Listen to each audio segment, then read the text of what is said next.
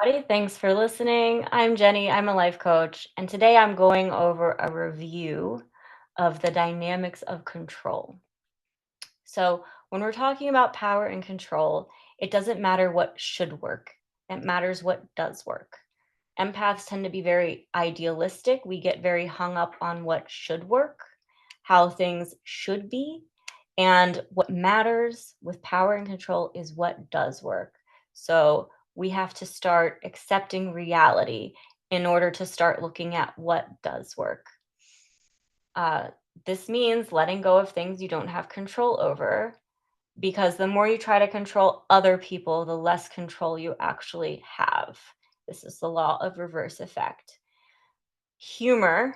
Um, Humor is going to be very important for us here because it's very easy to get discouraged by reality and the way things are.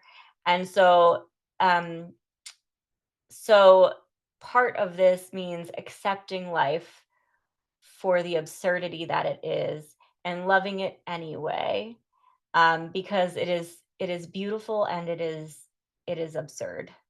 Um, if you can make people laugh, if you can lean into the humor of the human condition, if you can make people laugh, you're going to have a better time. And you will also have a special kind of freedom with how you walk through the world. If you make people laugh, you can get away with almost anything.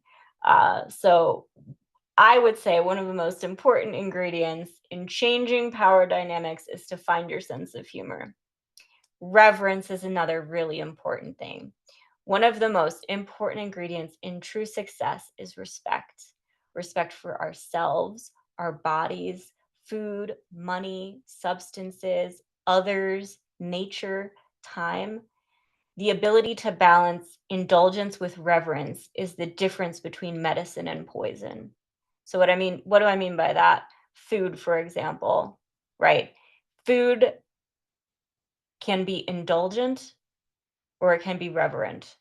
And finding the balance between those things is the difference between medicine and poison, right? Because you can use food as medicine or you can use it as poison. Just depends what you're eating, how much, all of those things. So, finding balance between indulgence and reverence is the difference between medicine and poison, right? Think about medications, right? The same thing goes. There's people who are abusing medications and there's people who are healing with them. A lot of people are religious and don't know it because they're making the wrong things God. They're making social media God, alcohol, money, a situationship, workaholism, where that they're fixated on it, right? It's all they do, it's all they think about. And so we're worshiping things without even thinking about it or without even realizing it. And so being really intentional with what you're spending your time and energy on is also really, really important. How respect works. We're talking about reverence. Respect is basically the same thing. Learn to respect yourself first. Eat well, move, have good hygiene. From self respect, you become inspired to do things with high integrity and great value. And this is what will eventually cause other people to respect you. Okay. Respect is not demanded, respect is earned, and it's earned by respecting yourself first. And when you respect yourself, you organically respect other people more. The people who are going around being mean, treating other people poorly, they don't have self respect either. Okay. They might be really arrogant and have a really big ego, but deep down, they don't have self respect either. And so, reverence for human life, for the earth, it all starts with respect for yourself. It also requires some comfort with discomfort. When you train yourself to have uncomfortable conversations, when you get comfortable having uncomfortable conversations, you're liberating others to also have uncomfortable conversations. And this is how we change things. There's people who are desperately wanting to have uncomfortable conversations that are not giving themselves permission. And if they see it modeled, then they are more likely to do that. And this is largely what leadership is a willingness to risk your own neck in a way that benefits others. So how do we do this?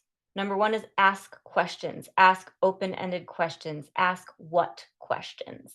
Okay. If there's someone you don't agree with, ask questions, um, because that will show you deeper layers of their thinking, and it could also show them flaws in their own thinking. Turning the spotlight. This is a concept from a book called Unbound, and it's written by a dominatrix. This woman is a dominatrix and a Taoist monk. Okay.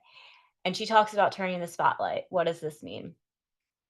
It means turning the focus on the other person and then turning the focus on you.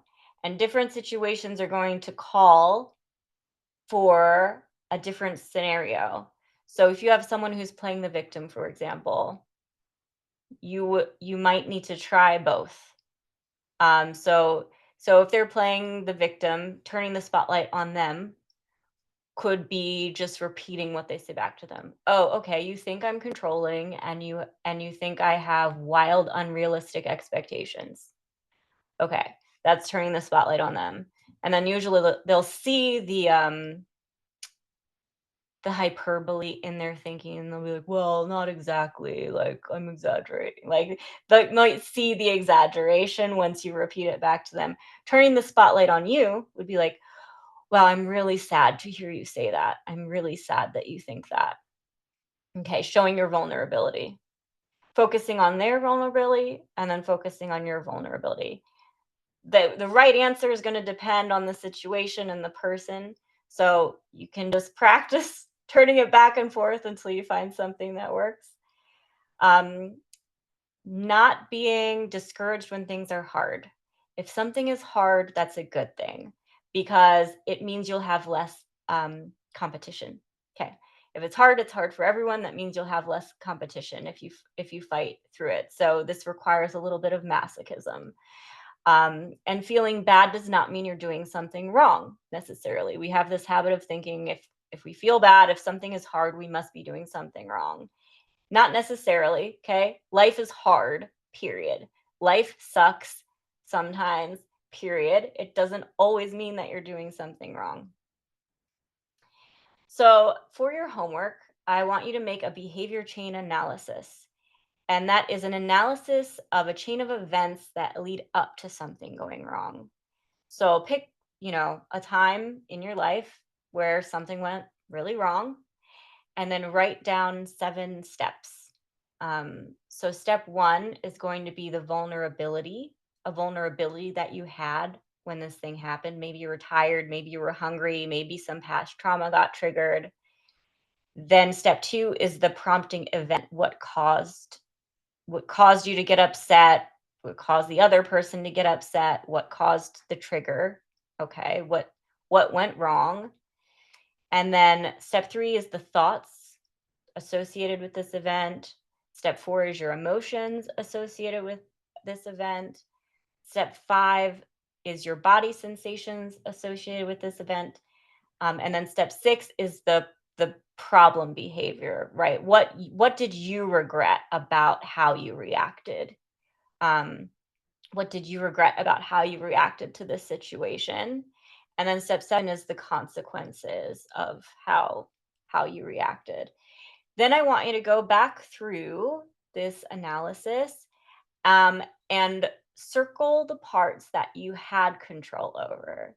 Um, you're not going to have had control over all of it, but look and see if there were any parts that you did have control over. And then write down what you would like to do instead if it were to happen again. What would you like to change if that were to happen again? And that's everything I have for today, everybody. Thanks so much for listening. If you want more information, check out the links in the description. Have a great day. Bye, everybody.